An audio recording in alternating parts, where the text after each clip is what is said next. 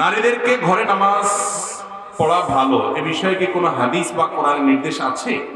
ভাই, মেয়েরা মসজিদে নামাজ পড়তে যাওয়ার চাইতে বাসায় নামাজ পড়াটা অধিক উত্তম।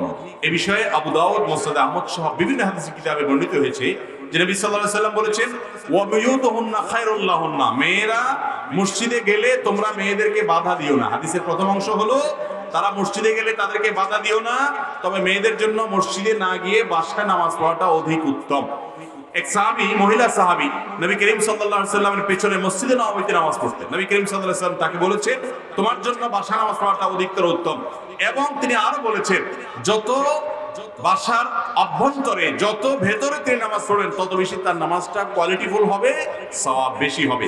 কিন্তু বাজারে, রাস্তাঘাটে, বাস স্টেশনে এবং এরকম মার্কেট ইত্যাদিতে অবশ্যই মসজিদগুলোতে মেয়েদের নামাজের ব্যবস্থা থাকতে হবে, থাকা উচিত, যাতে করে সেখানে ডাক্তার দেখাতে এসে বা কোনো প্রয়োজনে এসে মেয়েরা নামাজ পড়ার সুযোগ পায়। আমাদের দেশে অনেক সময় দেখা যায় মেয়েদের নামাজ পড়ার তেমন কোনো ব্যবস্থা রাখা হয়, এটা অনেক বড় একটা ভুল কাজ। অনেক নামাজি মানুষ দেখা যায় নিজের বউকে রাস্তার বাইরে দাঁড় করে রেখে বা রাস্তা দাঁড় করে রেখে মসজিদের বাইরে দাঁড় করে রেখে তিনি নামাজ পড়তে হয়, এটা উচিত নয়।